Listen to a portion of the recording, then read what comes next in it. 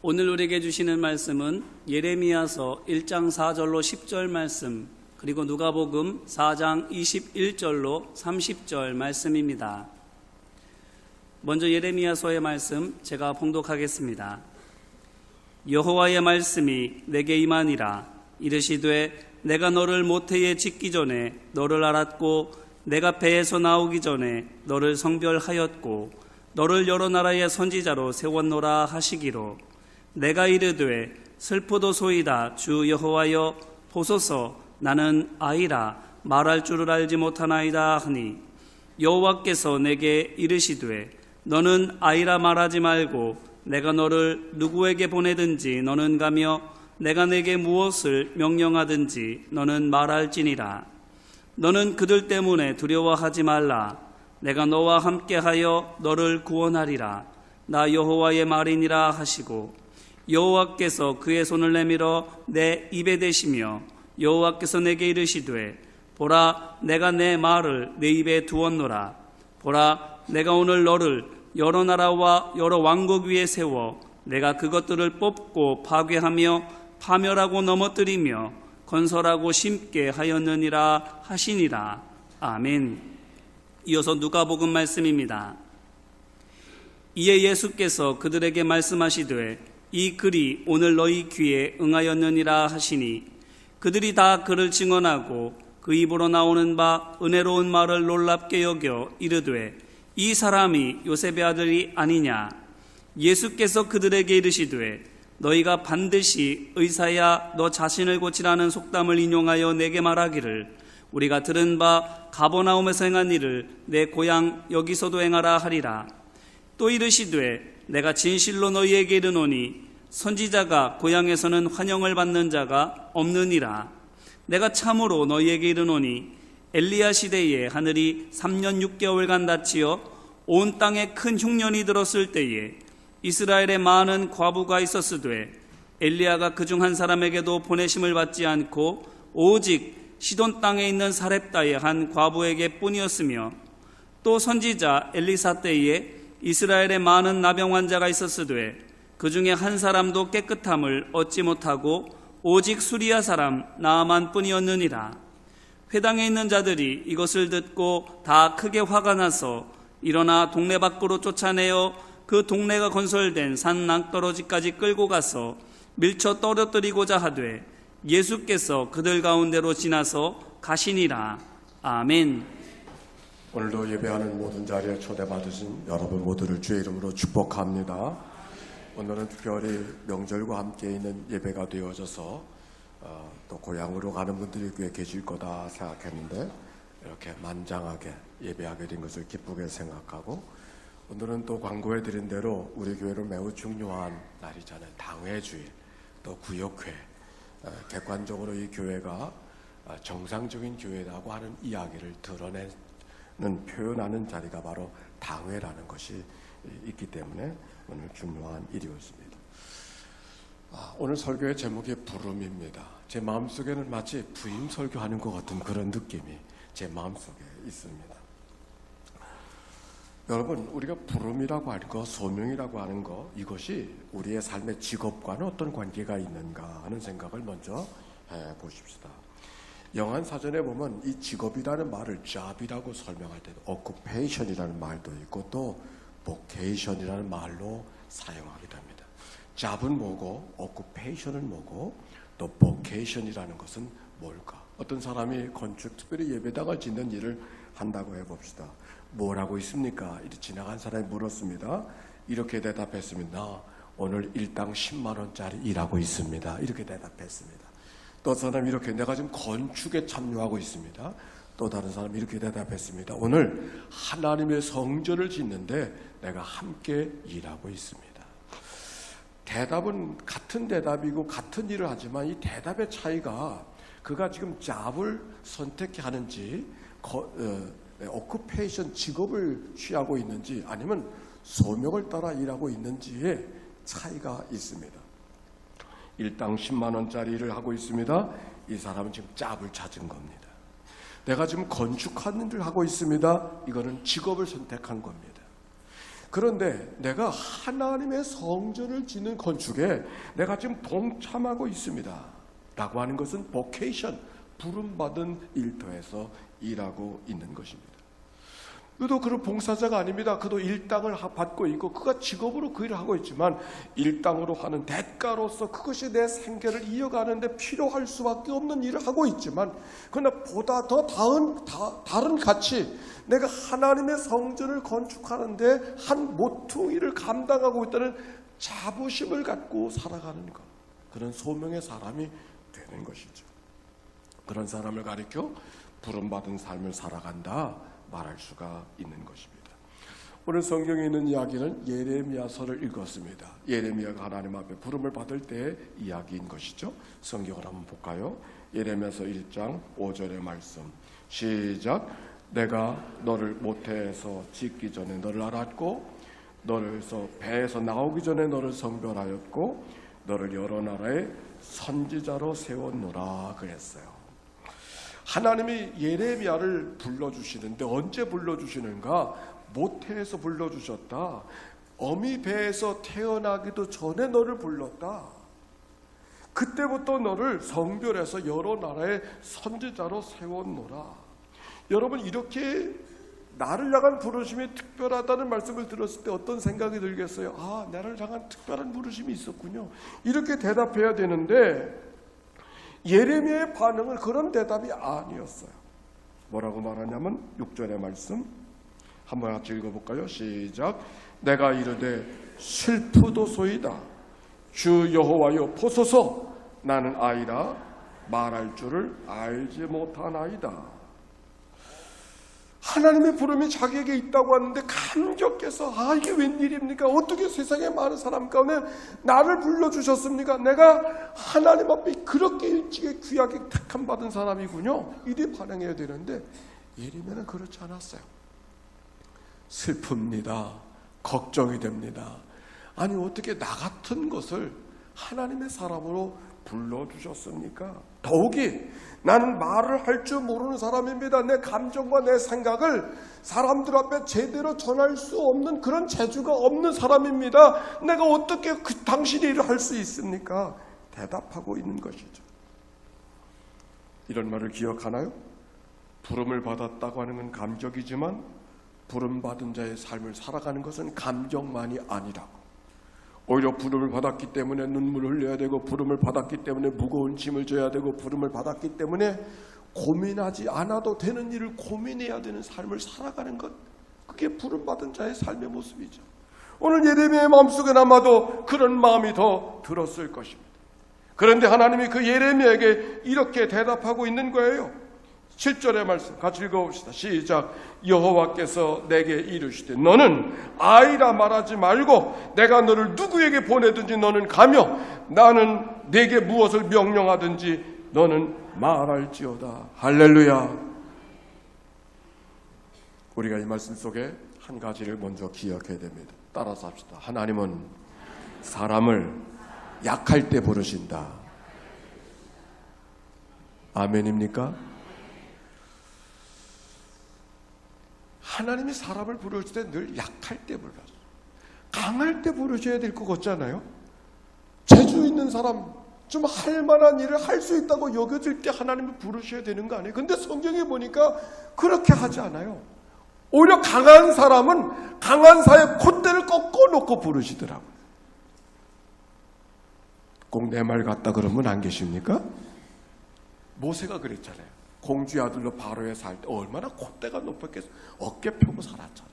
근데 하나님이 그의 콧대를 꺾어내시고 오히려 미디안의 광야에 가서 아무것도 할 수 없다고 여겨졌던 그 당시에 양치는 직업은 우리들에게 농사 짓는 일 같았어요. 요즘 농사는 아무나 짓는 거 아니죠. 요즘 시대 농사 아닙니다. 옛날 농사, 가장 천하게 여겨졌던 일이 농사. 유대인들에게, 애굽 사람에게는 양치는 일이었어요. 그런데 양치는 일을 모세가 하고 있었을 때 하나님이 그를 불러주셨잖아요. 아브라함이 부름을 받았을 때 생각해 보십시오. 그가 젊었을 때 어깨 피고 살 때 하나님이 그를 불러주지 않으셨어요? 언제 부르셨는가? 나이가 들어서 이제 할 일이 다 끝났다고, 내 인생은 여기까지인가 보다 생각하고 있었을 때 하나님이 그를 불러주셨잖아요.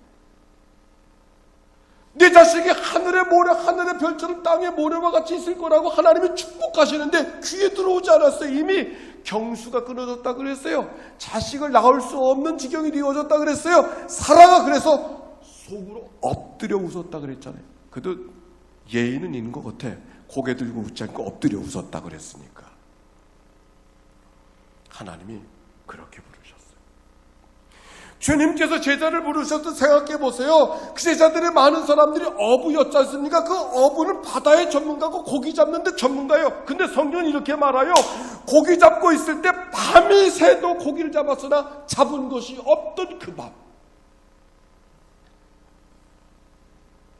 낚시하러 갔다가 그런 게 아니고, 취미생활로 낚시하러 간 게 아니고, 고기 잡는 게 업이었던 그가 밤을 새고 고기를 잡았는데 잡은 것이 없던 바로 그 밤, 주님이 그를 찾아오시고 그를 만나 주신 줄로 믿습니다.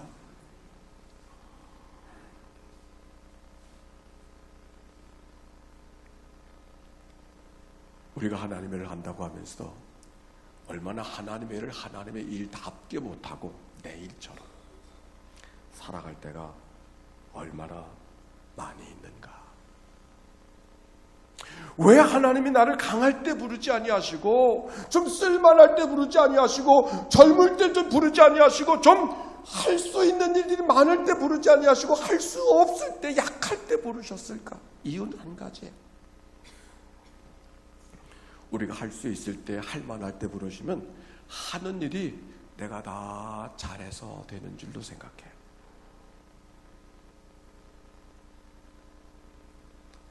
할 수 없을 때 불러야, 아, 이 일이 내가 하는 일이 아니었구나 하는 생각을 하는 거죠. 하나님이 사울을 부르셨을 때 왕을 삼으셨고, 그리고 하나님의 마음에 합한 자가 아니라서 피하셨다 그랬어요. 사울은 참 불행한 사람이에요. 왜 불행한가? 다윗처럼 칠거지약을 범한 사람도 아니잖아요. 다윗처럼 큰 실수를 한 사람도 아니에요. 다만 한 가지, 하나님이 하셔야 될 일을 자기가 도맡아서 하고 있었을 때 하나님이 사무엘을 통해서 이렇게 말씀하셔요. 왕아, 사울아, 내가 스스로 작게 여길 때 하나님이 너를 지파의 머리로 삼아주셨는데, 내가 작게 여길 때 기름을 부어서 왕으로 삼아주셨는데 어찌하여 하나님의 목소리를 청종하지 아니하는가? 이게 하나님께서 왕을 피하신 이유였어요. 그가 무슨 실패하고 실수하고 잘못을 저질러서 사람들에게 지탄받는 인생을 살았기 때문에 피한 게 아니에요.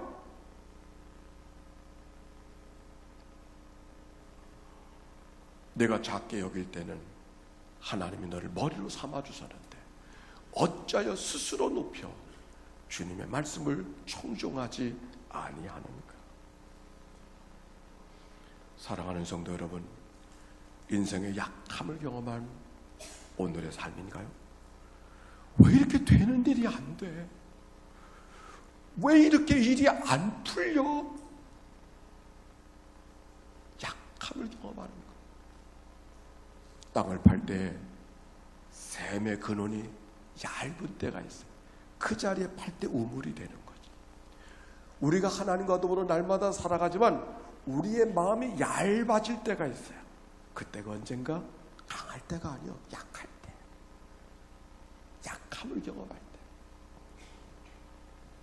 샘을 팔 때 샘의 근원이 가까이 있을 때 샘을 팔 수 있는 거지. 마음이 얇아질 때 하나님이 바로 나를 그때 부르신다는 사실을 기억하고, 하나님의 부름 앞에 마음을 열고 귀를 열고 응답하는 그런 은혜가 모두 가운데 있게 되시기를 축복합니다.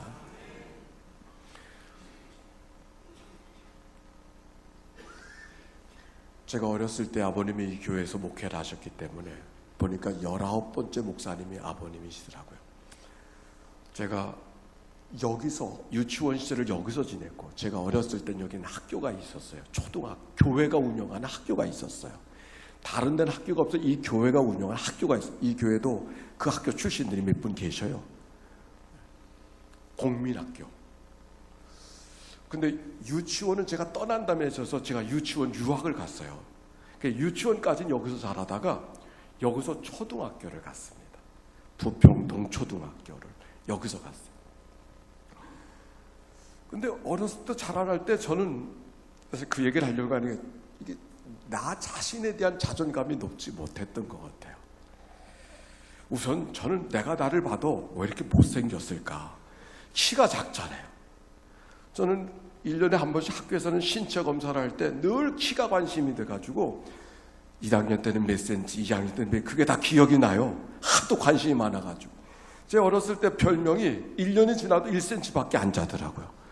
그 별명이 145, 145예요. 제가 별명.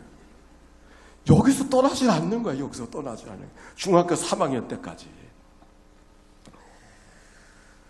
앞자리를 떠나본 적이 없어요. 제가 지금은 좀 얼굴이 좀 달라졌는지 모르겠는데, 어렸을 때는 제 얼굴을 보면 입술만 보였어요. 입술만. 그래서 돼지라는 별명이 왜 이렇게 싫었는지 묻지도 않으시네. 정말 저는 운동하길 좋아하는데 키가 작으니까 할 수 있는 운동이 없더라고. 근데 교회에서는 늘 배구만 해. 키 작은 사람이 배구를 하니까 뒷바라지 하는 일밖에 없는 거야. 뭐 스파이크도 좀 하고 싶고 토스도 좀 하고 싶은데 말이야. 또 제가 생각해 보니까 공부도 좀 잘했으면 좋겠는데 그렇지 못했던 것. 공부를 못했다기보다 저를 바라보는 제 주변의 사람들의 기대에 늘 못 미치는. 무슨 말인지, 저는 자라나면서 경렬아 그만해도 된다, 이 소리를 한 번도 못 들었던 것 같아. 이게 뭘 해도 끝이 없는 게 끝이 없어. 이게 격려받지 못하고, 이게 얘기하면 자꾸 아버지 어머니가 나오는데 그 얘기를 다 할 수가 없고, 어찌든지 다른 데서 격려받지 못한, 적어도 아버지에 대한 열등감이 제겐 참 많았어요. 아버지에 대한. 목사는 절해야 되는데 나는 아무만 해도 우리 아버지는 왜 이렇게 잘하는 게 많은지 모르겠어. 하여튼 보기 좋게 중학교를 서울로, 그때 입시 경쟁이 셌던, 제일 센 학교를 갖다 딱 털고 입학원서를 넣다가 보기 좋게 1차에 낙방을 했잖아요. 그래서 2차 가게 되었죠. 하여튼 내가 나를 위해서 긍정할 만한 일들이, 내 주변 사람들에게 그렇게 경험되지 못했던 일들이 어렸을 때 지금 생각해보니 가장 아픈 기억 가운데 하나였던 것 같아요. 그 좀 더 큰 다음에 목사가 되어야 된다고 하는데, 이 목사는 다른 걸 몰라도 말은 잘해야 되잖아요. 근데 쟤는 말이 안 되는 게 말이 안 돼. 그래서 지금도 이게 원고지를 써서 설교를 해야 돼. 오늘도 7페이지 원고지를 썼어요. 원고 없이는 5분도 얘기를 못 할 것 같아요. 옛날엔 여기가 다 인천 동지방이었었는데, 인천 동지방에서 모든 행사는 저 창녕교회 가서 하게 되어집니다. 동아대회가 있어서 우리 주일학교 선생님이 날 열심히, 목사님 아들이니까 잘 가르쳐서 아마도 날 훈련시켜서 보내는데, 제가 가서 4등 했지 않습니까? 놀라지도 않네. 그런데 4명 출전했어. 다른 사람이 재미있게 하던 것도 내가 똑같은 말을 하면 점점 심각해지는 거야. 저는 정말 말하는데 자신이 없었어요. 근데 목사는 늘 말을 해야 되는데 정말 나는 목사를 할 수가 없는 거야. 자, 그런데 목회를 이렇게 하게 되어졌고 오늘까지 왔어요. 근데 나를 부족하다고 여겨졌던 모든 일들이 어쩌면 다 하나하나가 너무 귀한 것들이었어요. 첫 번째, 내가 훤칠한 미남형의 목사였다면 오늘까지 제대로 살아갈 수 있었을까? 이 생각이 먼저 드는 거예요. 뭐 깊이 얘기하지 않겠어요. 두 번째, 내가 공부를 정말 잘하는 목사였다면 내가 정말 목사였을까? 이런. 감리교 신학대학 간 거는 공부를 못해서 간 거예요, 사실은. 웃지도 않으시네. 아니, 그런 생각이 들어요. 세 번째, 저는 천목회 가가지고서 토요일날 밤, 주일날 자는 날은 방에 어깨를 제대로 붙이고 자본 적이 없어요. 원고가 끝나야 자지. 원고가 끝나야. 그 당시 뭐 컴퓨터가 있나? 다른 것 때문에 힘든 게 원고가 끝나야 설 수 있는데 원고가 끝나야 잠을 자지. 잠을 제대로 잘 수가 없어. 하여튼 이걸 탈고를 끝내고 설교해 본 적이 없으니까 해도 또 지워야 되고 또 지워야 되고 또 지워야 돼.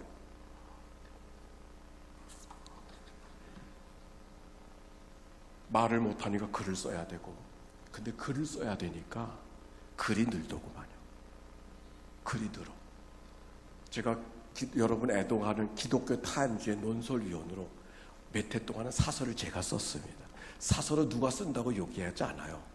그래서 누가 쓰는지 모르지만 제가 썼어요.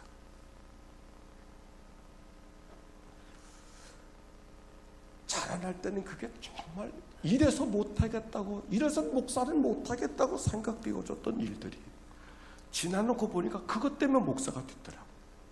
그것 때문에 목회를 하더라고. 길게 얘기하지 않으렵니다. 사랑하는 성도 여러분, 이게 예레미야 얘기가 아니에요. 목사의 얘기가 아니라 우리들의 얘기 아닌가요? 어쩌면 그것 때문에 못하다고 왜 하나님이 내게 그렇게 반응하셨냐고 이야기했던 그것들이 오히려 나를 나되게 만들어 가신 하나님의 은총의 징검다리고 지렛대였다는 사실을 오늘 기억하고, 내 약함을 한으로 반응하지 말고, 내 약함을 탄식으로 반응하지 말고, 오히려 하나님께서 왜 내게 이런 일들, 내 이런 환경을 허락해 주셨는가를 기억하면서 기대하며 걸어가는 믿음의 삶이 되시기를 주의 이름으로 축원합니다. 그러기에 우리는 또 한 가지를 기억해야 됩니다. 하나님의 부름은 늘 도전받는 삶을 살아가게 하신다는 거예요. 보십시오. 하나님이 불러주셨으니까 남다른 재주, 남다른 능력을 줘서 시온에 데려와 같이 편안한, 말만 해도 감동이 되어지고 서기만 해도 주목을 받고 조금만 멈칫해도 사람이 움찔거리는 그런 삶을 살게 했으면 얼마나 좋겠어. 성경은 그렇지 않아. 예레미야가 하나님 부름 받았어요. 불러주셨다고 하니까 용납했어요. 그래서 예레미야가 달라진 게 있어요? 갑자기 지위가 달라졌어요. 갑자기 능력이 생겼어요. 갑자기 남다른 재주가 있었어요. 아무것도 달라진 게 없어. 부름을 받았다는 것밖에는. 예레미야가 살아가던 삶이 어떤 삶인지 압니까?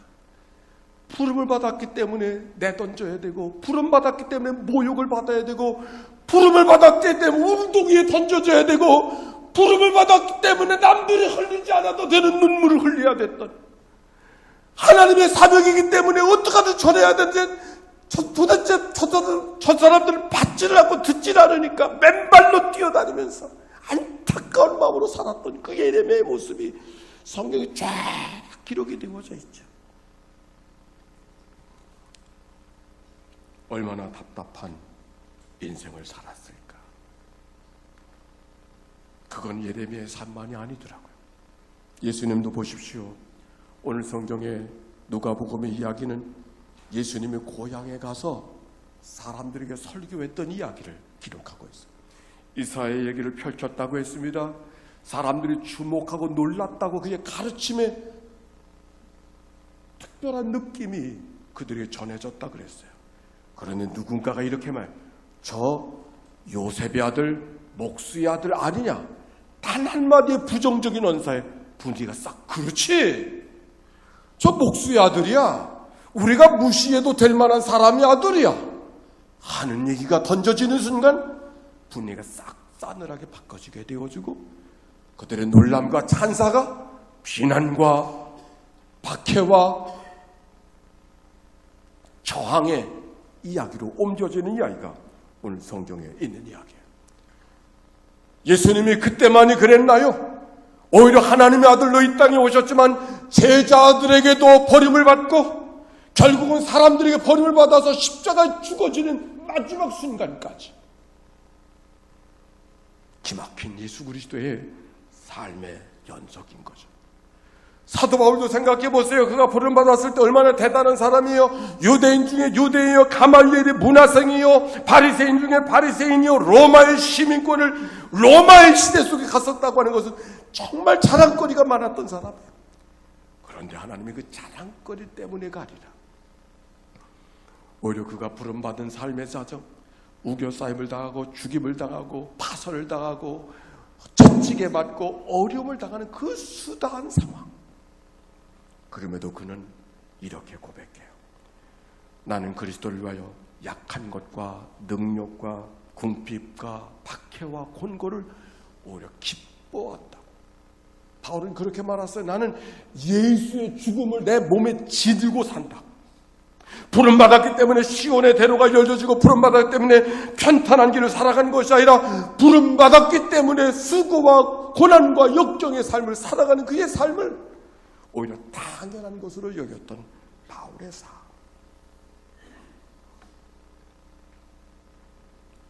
약함을 고백한 예레미야에게 하나님이 이렇게 말씀하셨어요.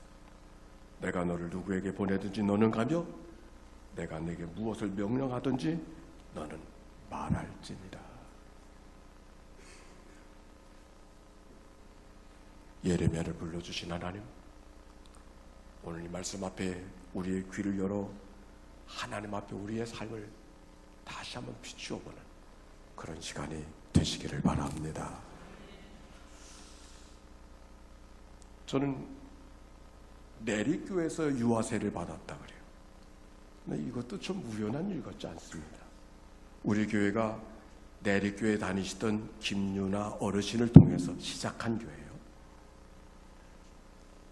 내리교에서 유아세를 받고 아버님 목회를 하셔서 첫째는 9월교회에서 잉태가 되어졌대요.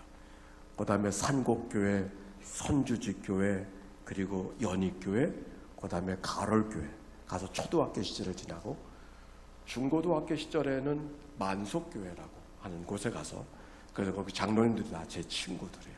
만속교회. 그 청년 때는 주안교회 가서 제가 목회 생활, 신학생 때 하고, 첫 목회는 강화에 가서 4년 반, 5년 가까이 목회를 하고, 그 다음에는 그 부천제일교회라고 부천에 가서 부목사로서 14,000년, 하루도 빠지지 않은 14,000년을 꼭 하고, 미국에 가서 피닉스 애리조나라고 하는 곳에 8년 반, 9년 동안 거기서 목회를 하다가 요 산 너머 효성동에 목사님이 은퇴하실 때 제가 미국에서 목회하는데 저를 오라고 해서 이곳에 와서 은퇴하신 목사님에 이어서 제가 후임 목회를 하다 거기서 11년 목회하다가 서울에 가서 13년 반, 14년 목회하다 이제 막 여기를 오게 된 거예요.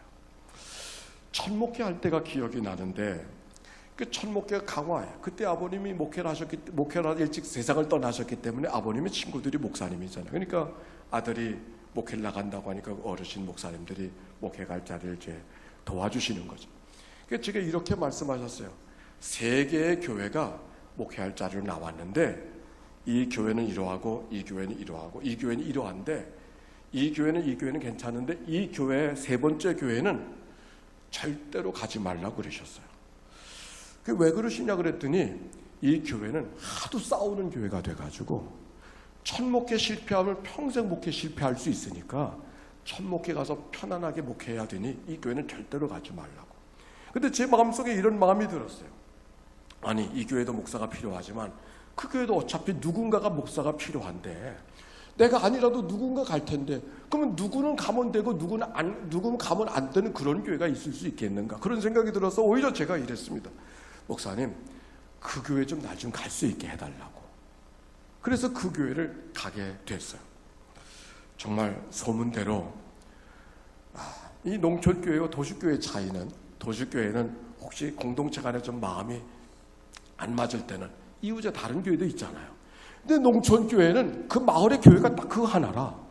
그러니까 한 번 싸우기 시작하면 대를 물려 싸우는 거예요, 이게. 왜 그 교회밖에 없으니까. 그러니까 이 의견이 뭐 하다가 보면 의견과 상관없는 옛날 일들의 감정이 휘둘려가지고서 오늘의 사안들이 다뤄지지 않는 거예요. 옛날에는 임원회를 매달 했습니다. 한 달에 한 번씩 하는데 밥도 안 먹고 임원회부터 시작하는 거예요, 매달. 그러면 하다 보면 뭐 어떤 사안이 나오면 이쪽 마을 대표와 이쪽 마을 대표가 서로 얘기를 견주면 그것이 언쟁으로 변합니다. 그 언쟁으로 변하면 뒤에 계신 분들이 임원으로 앉아도 또 시작하네. 그리고 한 사람 한 사람 가기 시작해. 그럼 오후 3시가 되고 4시가 가까우면은 결국 이쪽 마을 대표, 이쪽 마을 대표, 저 이렇게 세 사람이 땀 나는 거야. 그럼 뭐 어떻게 해? 뭐 회의를 할 수가 없고 그만하십시다. 그리고 근데 그때 별이 보인다고 하는 게 그때 기억이 나더라고. 피가 역류한 말도 안 되는 거 가지고 언쟁이 되어지니까 이게 피가 역류하니까 별이 보이더라고. 그래도 그렇게 1년을 지나고 나니까 구순하게 교회가 포근한 교회가 되어져서 사랑의 공동체가 된 줄로 믿습니다. 그때 제가 잘했던 것 가운데 하나가 인사하는 거였어요. 그게 표를 인사하는, 먼저 인사하자 하는 표가 이게 히스토리가 있는 표였습니다. 어찌됐든지 그런 목회 여정을 지나오면서 생각해 보니까 그 첫 목회 경험이 첫 목회 경험만이 아니라 제 목회 여정 속에 매우 중요한 역할을 했던 일들입니다. 어쩔 교우님들이 다른 분들이 제게 이렇게 물어요. 목사님 얼마나 힘드세요? 저는 잘 모르겠어요. 그게 목회인데 뭐. 목사가 된다고 하는 것이 부귀영화 세상에 누리려고 목사 된 거 아니잖아요. 어차피 어려움이 있으니까 어려움 때문에 목사가 있는 거고 그 어려움을 담당해가는 몸으로 지니고 살아가는 게 목사의 삶이니까 이게 힘들다 말다 할 수 있는 일이 그게 목사가 하는 일인데 그게 목회인데 저는 목사가 되었자고 하는 것에 대해서 하나님 앞에 감사해요. 그런데 제가 목사가 된 것을 감사한다는 것은 대접받고 뭐 사람들 주목받는 삶을 살아간다는 것 때문에 감사한다는 말이 전혀 아닙니다. 저는 오늘도 말씀을 전하기 위해서 이전에 내가 이 말씀을 붙들고 어떤 설교를 했는가? 그리고 이 말씀이 오늘 우리에게 무엇을 주고 있는가를 갖고 내가 먼저 은혜를 받지 않으면 이 말씀을 전할 수 없잖아요. 하나님의 말씀을 먼저 부둥켜 안고 씨름하고 고민하고 기도할 수 있는 삶을 살아내야 된다고 하는 것이 운명처럼 주어졌다고 하는 것이 저는 하나님 앞에 감사해요. 제가 만약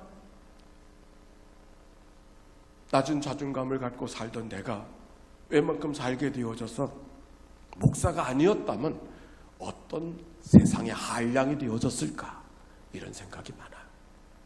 세상에 어떤 한량이 되어졌을까?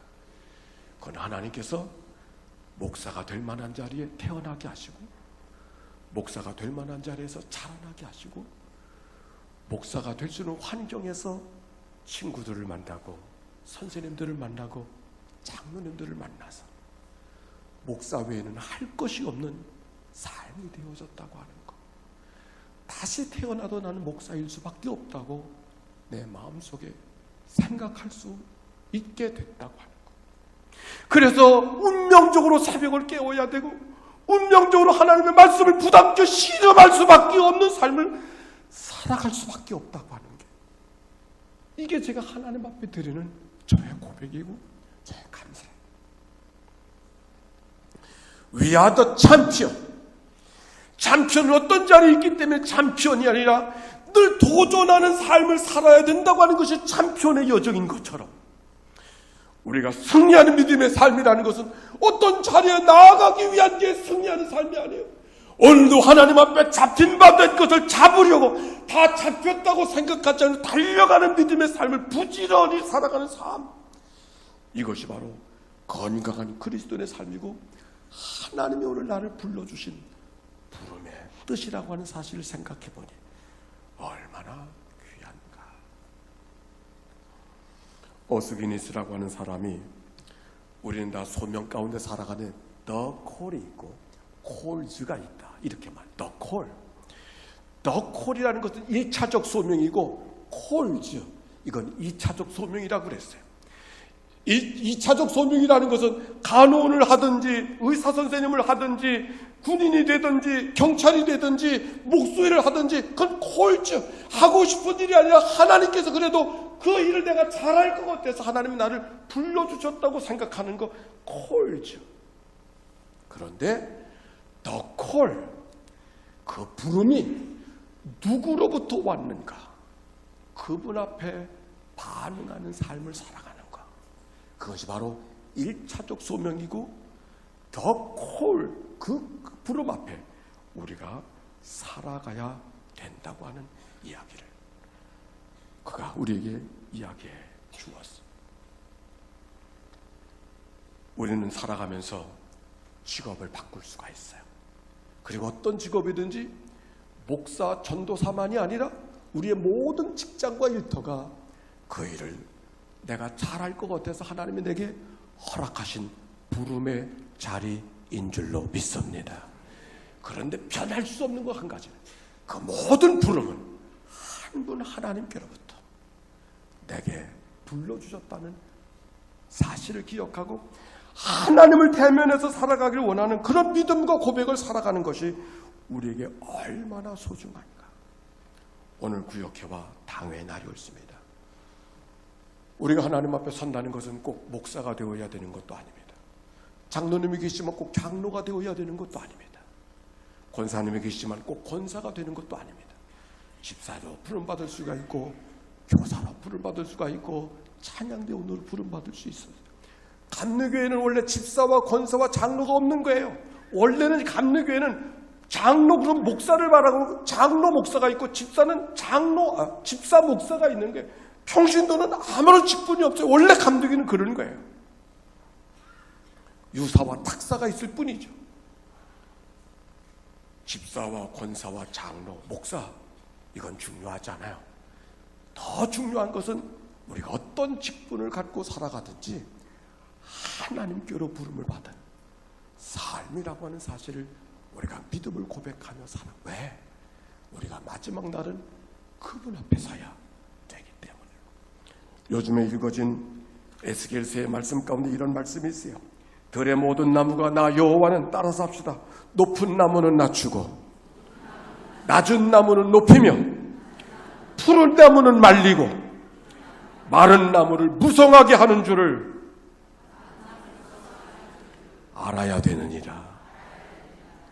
높은 나무는 낮게, 낮은 나무는 높게, 푸른 나무는 마르고 마른 나무를 푸르게 하시는 우리를 어떻게 하든지 하나님의 겸손한 삶을 살아가도록 이끌어 가시는 하나님은 종의 여정이 하나님, 나를 향한 하나님의 계획인 것을 기억하고 믿음의 순례의 여정을 걸어가는 우리 하루하루의 삶이 우리가 살아가는 삶의 직장과 일터는 다르지만 한 분 하나님께 부름을 받았다고 하는 1차적 소명, 그 부름 앞에 날마다를 자기를 견주어 보고 살아가는 믿음의 삶이 되어주시기를 주의 이름으로 축원합니다. 우리 찬양합시다. 내가 매일 기쁘게 순례의 길을 행하며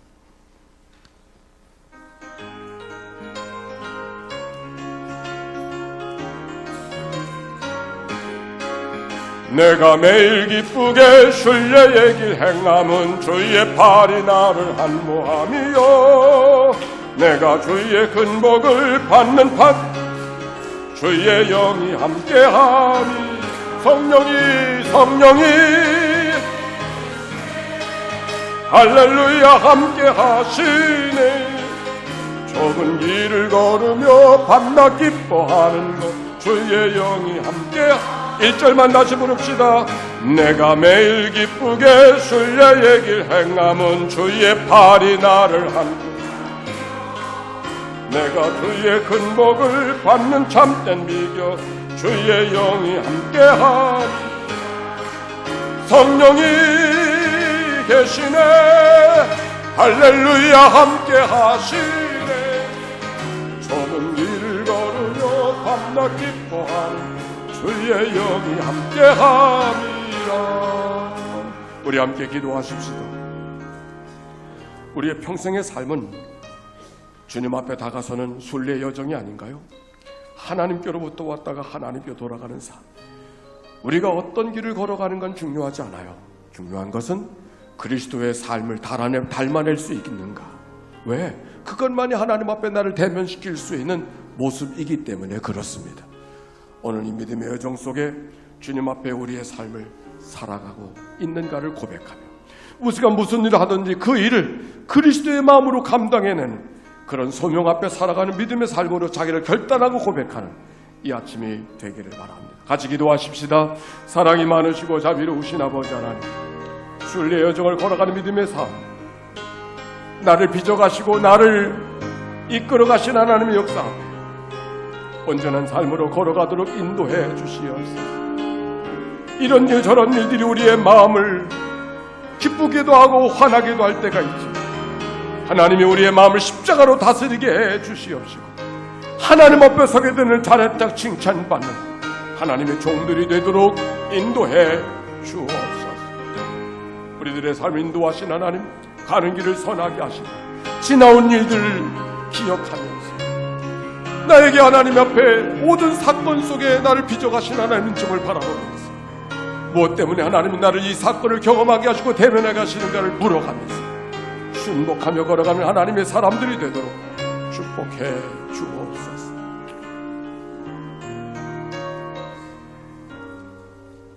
하나님, 당회 날이 옳습니다. 나를 불러주신 하나님 앞에 부르신 하나님의 뜻이 무엇인가를 먼저 묻는 오늘이 되게 해 주시옵소서. 내가 하는 일보다 더 소중한 것, 내가 하나님께 부름을 받았다고 하는 이 믿음의 고백으로 오늘을 살아 하나님 앞에 서게 되는 날 잘했다 칭찬받는 하나님의 사람들이 되게 해 주옵소서. 예수님의 이름으로 기도하옵나이다. 아멘.